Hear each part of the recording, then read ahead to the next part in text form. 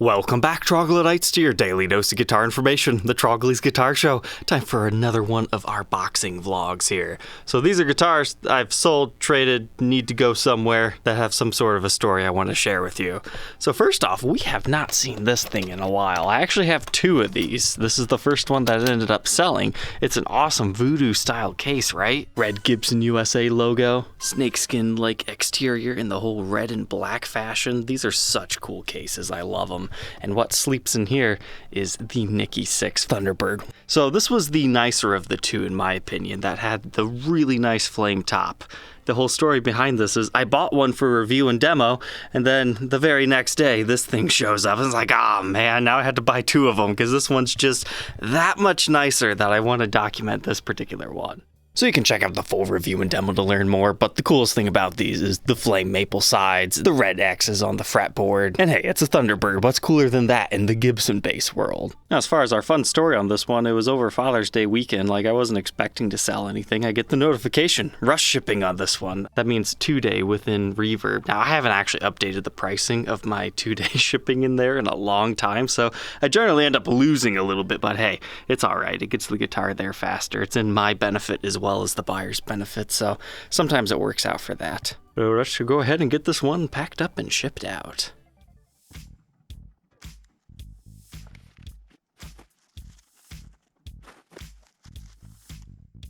Packing this bass up, now I understand why it was sent to me in like a really crappy makeshift box.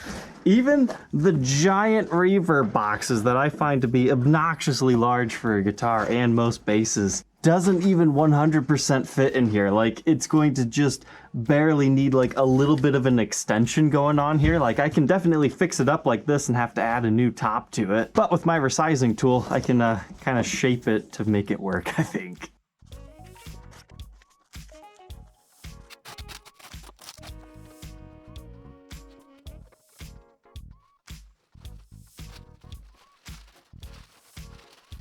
So here's our end result. That was a tricky one to pack right, because after I got it all packed up here, I realized I didn't get enough padding in the bottom. So sometimes what you can do to help is just open up the bottom, then pack it from there. So you have to pack it twice, technically, but then it's all safe. Mod jobs of boxes don't have to be ugly. Even if you don't ship that often, a lot of times these things will just pay for themselves after one use. So if you learn nothing else this entire episode, box sizing tools can save you a lot of money. Make it a proper sized box, especially if you're buying one of these for a regular guitar. Because normally a guitar will sit like right here and you're paying for all this extra space. I'm serious, that space costs you so much. It's not as much how tall it is, it's more so how wide it is. So these boxes aren't the best for like competitive shipping rates.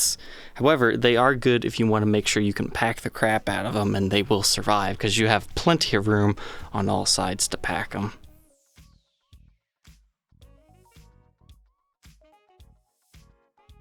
Next up, a very interesting offer came my way, and we're not talking about how this guitar got sold. So this is the Reverend Billy Corgan signature model. I ended up really liking this thing. I like Smashing Pumpkins. There's a lot of good songs. I always like to pick a new artist to listen to when I do my mowing. And after I filmed this one, I decided Smashing Pumpkins was the flavor of the week, and man, I forgot how many good songs they had. So I wish I could have paid more tribute to more of these in the video, but it's alright. But now to the backside of the story on this one. So it's a new Guitar Day purchase, so that means it's part of this program right here, where if you're looking to buy a new guitar and you want me to review it on the show first, and I can usually save you the sales tax, that's something that I offer. And it also gets somebody to inspect your guitar before you purchase it, just to make sure everything's good. Like sometimes there's some small cosmetic blemishes. So this one, there's like a neck pocket router mishap right here. And whenever I find an imperfection, here's what I do. I message the buyer, I show them photos of it, and I tell them about that, and I give them two options. One, I can return it and replace it for them, hoping the next one's better. Or B, you can just take it as is because it's going to be a lot quicker to get the guitar, and then you still get the review piece like some people are after. And initially, the buyer of this one said he wanted to keep this one, so he didn't have to wait. But then he changed his mind after reading comments. So he reached out to Reverend to see if they would swap it out. I mean, I could have swapped it out with the dealer too, but I had already told the dealer that, if things are cool here, he decided he was just going to keep it. So that was very nice of Reverend to say that they will replace this for him. He just said it's going to take some time for that to get in. So that means Reverend actually reached out to me, like the guys who work at the Toledo warehouse and whatnot. So They offered if I wanted to come check out some more Reverend guitars in their factory, see what they do there. Now, I believe they just set them up in Toledo. These are still made in Indonesia and whatnot. However, I think it'd be interesting to see their operation, so I'll leave it up to you guys. Do you want me to do that? I know there's other videos of a tour of their campus and whatnot, but I really want to check out one of the Gristle Masters, or just the Gristle, I forget. There's 2 different models of the Grey Cock signature. So this one's being packed up and shipped off to Reverend, and they will complete the new Guitar Day purchase for us after that.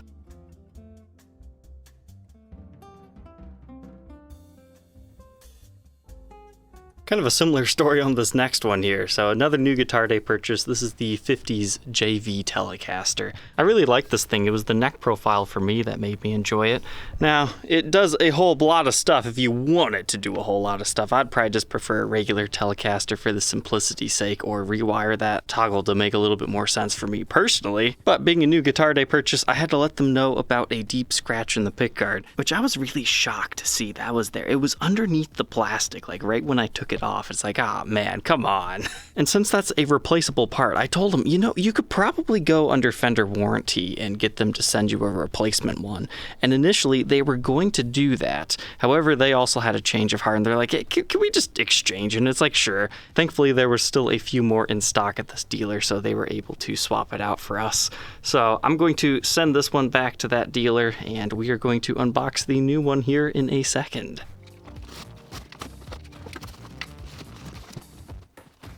Let's see, how is our luck on this one? Ooh, if anything, I would say I like this one way better. Like, it's got a little bit more of like the streaky wood grain going on. We don't have that kind of dark area by the bridge, which had its own cool vibe in itself. But this one kind of reminds me more like a sand finish. That is sweet. I like that. I'm glad we were able to replace this for them. However, something interesting is the neck, I'm either more used to it now than I was the first time I unboxed it. This doesn't feel like it's quite as hard of a V shape. It's a little bit softer. But sometimes neck profiles vary from guitar to guitar. They're supposed to be the same. But there's a couple of scratches here that have me worried that we might have the exact same problem on this one. I'm going to go ahead and take that off to make sure all is good.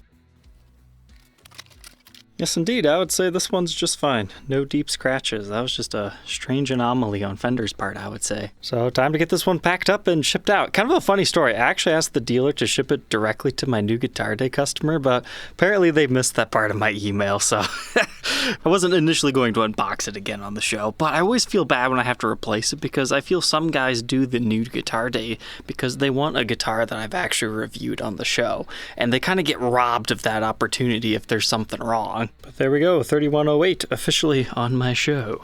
But I'm really glad I was able to see the wood grain on this one. This completely transforms the whole look of this one for me.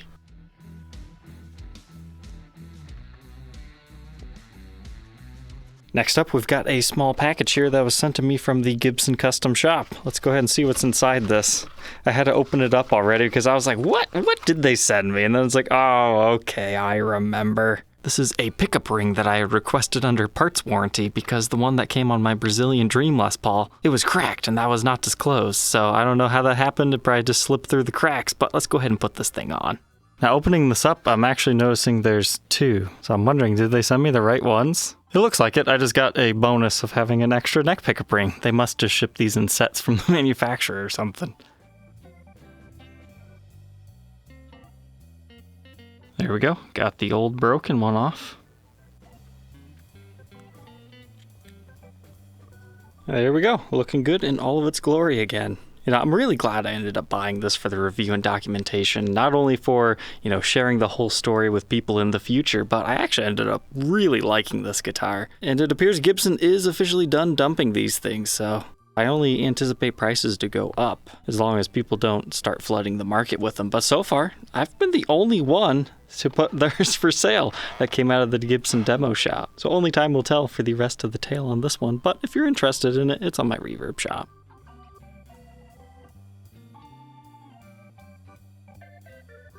Next up, this one's not saying goodbye, but I finally know what I can do with it. This is the Explorer CMT. part of the E2 series. So I was really happy to get this guitar. I had wanted it in auction, but when it arrived, there was an unfortunate crack at the heel joint that we'll take a look here in a second. So I just worked out a partial refund on the seller to keep it as is because, I mean, we could repair it.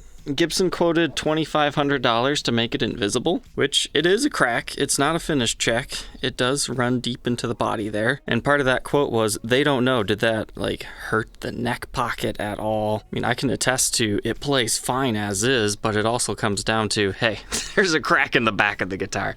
That affects the value. So it brought it from collector grade to player's grade, but it is a beautiful example. So I don't know, maybe I'll hold on to it anyways, but you know, if the right offer came up, I'd probably end up selling it. Because these things are hard to find, especially beautiful, all original, and clean. Mine is a crack in the back, I guess. But that's how the story ended on this one.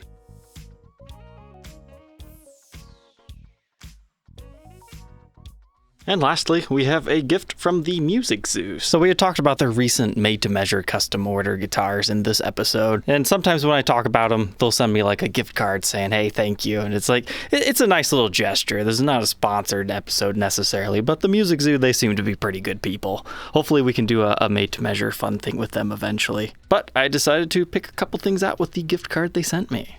Looks like I got myself a sweet PRS 10 top custom private stock reserve, the best of the best. Yep, YouTube makes the big money. Just kidding.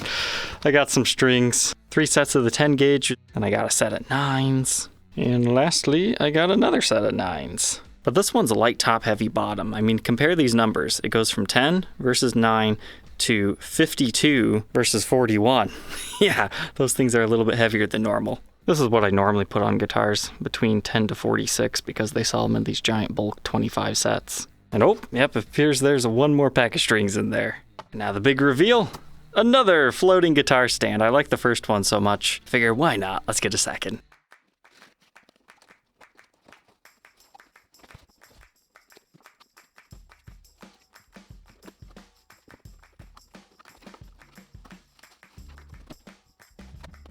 So there we go. Beautiful heavy-duty metal stand by PRS to put my Gibsons on. So if you're wondering my opinion on these things now that I've had that other one for a while, I think I prefer the aesthetic of the Zither brand Gibson ones because, you know, it's wood. Wood goes great with guitars and whatnot. But this has a really nice space-like feature to it where it would definitely display with like a metallic finish better so than like wood grain. And if you're really looking for something that's heavy duty and like metal and rigid, I do like these stands. They are expensive though. This is my Abalone Purple Sparkle custom. You can watch it here if you're interested. But anyways, Troglodytes, thank you for tuning in to hear my tales today. Don't forget to like, comment, and subscribe. And we'll catch you guys tomorrow on the next episode. Take care.